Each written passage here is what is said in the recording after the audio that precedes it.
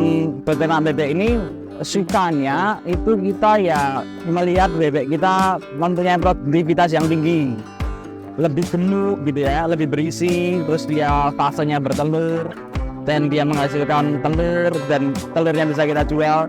Nah itu hal yang membuat kita sebagai peternak itu senang ya. Tidak melulu pasti hanya sukanya aja, pasti tetap ada dukanya. Itu kita dukanya itu kadang-kadang kalau di bulan-bulan seperti ini, di bulan-bulan akhir-akhir tahun gini, harga telur juga bisa turun dan harga pakan juga bisa naik. Jadi permintaan juga bisa turun. Kita sebagai peternak juga tetap harus pintar-pintar, tetap harus giat untuk bagaimana telur ini bisa keluar.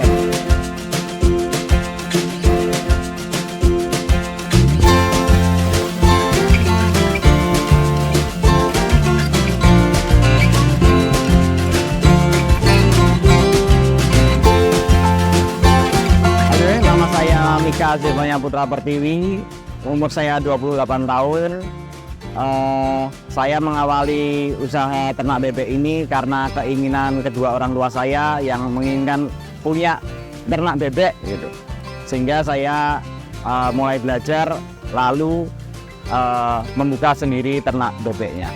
Peternakan bebek yang saya bangun ini mengusung konsep kering intensif, jadi bebek itu tidak mandi-mandian, jadi tidak nyemplung ke kolam, dia hanya full di kandang kering, kandang berpasir, dan dia hanya minum, walaupun dia bisa membasahi dirinya, tapi ya khusus minum aja.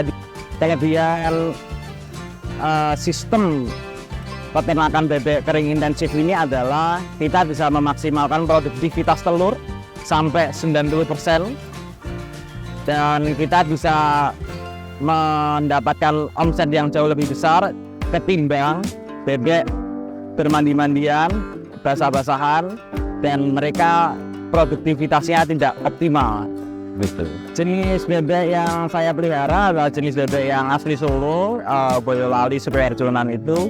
Jadi kami mengambil dari sana itu karena daerah-daerah dekat-dekat Boyolali itu kan dingin dan lokasi kami ada di Kalasen ini cukup dingin. Kami ambil dari sana supaya bebek juga tidak terlalu kaget.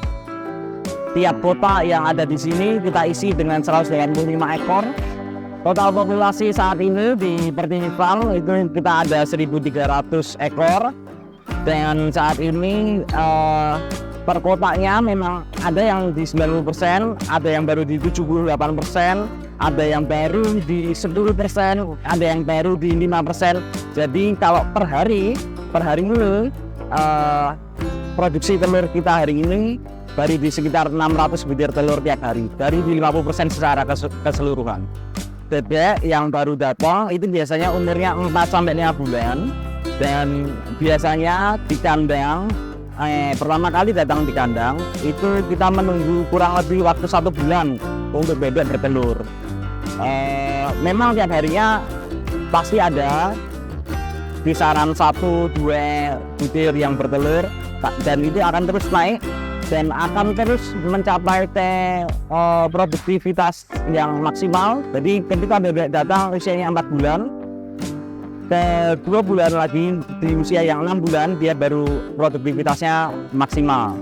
Dan usia bebek di kandang umumnya sekitar di 1 tahun usia kandang, dan itu nanti baru kita akhirkan lalu kita tukarkan lagi bebek yang baru. Bebek yang kita produksi tiap hari di sini itu kita jual terutama ke pengasin, ke martabak, ke gibek, ke pedagang-pedagang dan pengepul lainnya yang secara langsung juga dijual secara mentah, dan kita tiap harinya sudah ada yang ambil.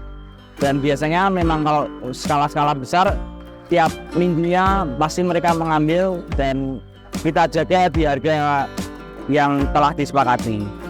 Permasalahan ketika kita memelihara bebek itu masih ada ya, karena namanya makhluk hidup jadi dia pasti bisa sakit. Yang sering terjadi itu adalah snot, itu kayak dia pilek, jadi hidungnya dia ada mengenduri satu atau mengenduri dua-duanya. Nah itu biasanya ada headbandnya, dan kita kasih headband 5 hari berturut-turut dan biasanya bisa sembuh. Walaupun dia bisa bertelur, tapi kondisi dia sakit, kadang-kadang bisa juga tidak bertelur. Yang kedua, kadang-kadang yang sering dialami adalah bebek itu fesesnya kapur, putih gitu. Nah itu karena bakteri yang berkembang di kandang terlalu banyak, bakteri E. coli, bakteri lainnya yang sifatnya parasit, itu dia fesesnya jadi cair, jadi warna putih. Yang ketiga, bebek yang matanya putus, yang matanya berkabut, itu juga karena kondisi kandang yang tidak kering, artinya besok ya lembab. Nah itu juga pernah saya alami, dan solusinya adalah kita menyemprot bikin dalam kandang sehingga kandang tetap bersih. Tidak perlu perawatan kandang yang kita lakukan untuk kandang kita ini sebenarnya nggak banyak, murni cuma membersihkan tempat minum, terus semprot bikin 2 minggu sekali, terus mungkin kalau ada barang atau benda-benda yang ada di dalam kandang yang sifatnya memang tidak seharusnya di sini, misalkan ada kawat yang terlalu banyak, biasanya kita ambilin supaya kandang tetap bersih gitu. Jadi karena bebek itu apapun yang ada di depan matanya biasanya dia kunyah ya. Nah itu kita mengantisipasi hal tersebut. Dalam beternak bebek ini sukanya itu kita ya melihat bebek kita mempunyai produktivitas yang tinggi. Jadi mulai dari bebek datang, terus kita kasih makan, lalu dia lebih gemuk gitu ya, lebih berisi, terus dia fasenya bertelur dan dia menghasilkan telur, dan telur yang bisa kita jual. Nah itu hal-hal yang membuat kita sebagai peternak itu senang ya. Tidak melulu pasti hanya sukanya aja, pasti tetap ada dukanya. Itu kita dukanya itu kadang-kadang kalau di bulan-bulan seperti ini, di bulan-bulan akhir-akhir tahun gini, harga telur juga bisa turun. Harga telur juga bisa turun dan harga pakan juga bisa naik. Jadi permintaan juga bisa turun. Jadi ya kita sebagai peternak juga tetap harus pintar-pintar bagaimana telur itu bisa keluar. Untuk para penonton yang mungkin juga tertarik untuk membeli telur bebek, kita juga bisa melayani penjualan telur bebek.